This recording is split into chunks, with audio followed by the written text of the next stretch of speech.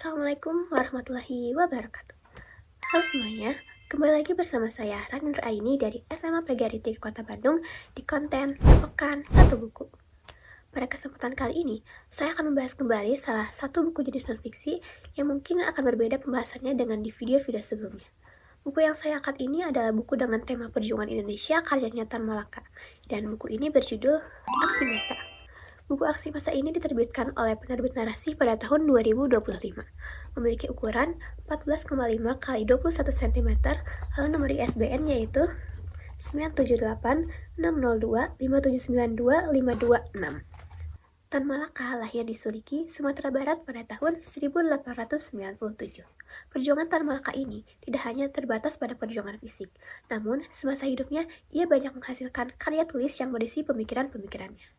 Karya-karya Tan Malaka merupakan tujuan dari cita-citanya untuk mewujudkan kelahiran Republik Indonesia melalui revolusi, seperti halnya isi pada buku Aksi Massa ini. Lalu, Tan Malaka merupakan seorang tokoh yang namanya seolah terlupakan dari sejarah Indonesia ini membuat saya penasaran tentang bagaimana sih perjuangan dan pemikirannya semasa itu. Untuk itu, saya tertarik pada buku-bukunya dan memilih buku ini untuk saya baca.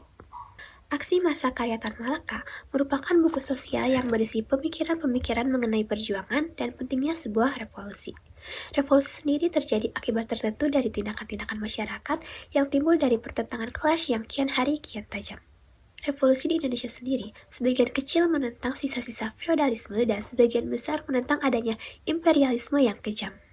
Dan Tan Malaka menjelaskan bahwa Indonesia belum mengalami revolusi sejati.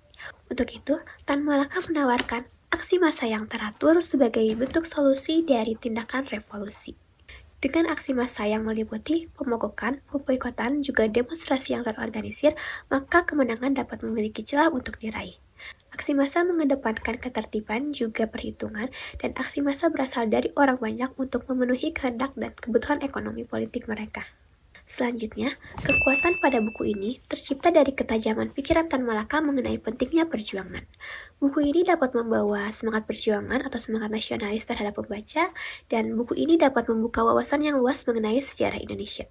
Kemudian, di setiap bab atau di setiap akhir bab, Tan Malaka itu memuat kesimpulan di dalamnya. Dan di buku Tan Malaka ini, Tan Malaka mengajak kita untuk melihat sejarah global, di mana di sini Tan Malaka menganalisis kapitalisme dunia dan mencari solusi di dalamnya. Terakhir, dengan aksi massa, Tan Malaka mengedepankan cara berpikir rasional untuk menuju kepada kebenaran.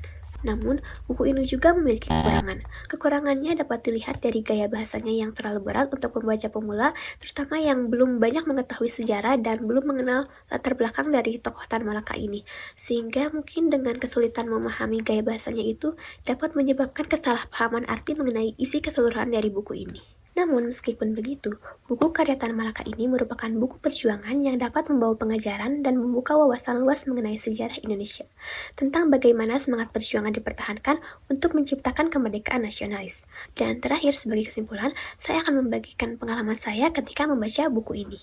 Dari buku Aksi Massa ini, saya diajarkan untuk berdaya, mencoba berjuang, dan menuju perubahan, menciptakan semangat nasionalis, dan juga mengajarkan untuk berpikir rasional, karena berpikir rasional ini merupakan tingkatan tertinggi dari peradaban manusia.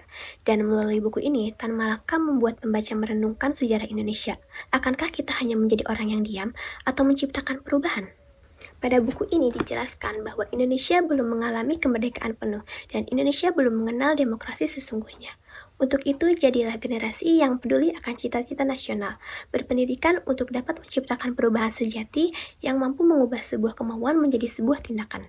Dan buku ini mengajarkan kita untuk selalu ingin tahu sejarah, mempelajarinya dengan hati-hati, karena yang terpenting dari buku ini adalah bahwa sejarah harus dinilai dari perspektif rakyat, bukan dari sudut pandang elit atau penguasa. Mungkin cukup sekian apa yang bisa saya sampaikan. Mohon maaf apabila ada salah kata atau informasi yang saya ucapkan. Sampai jumpa di konten selanjutnya. Wassalamualaikum warahmatullahi wabarakatuh.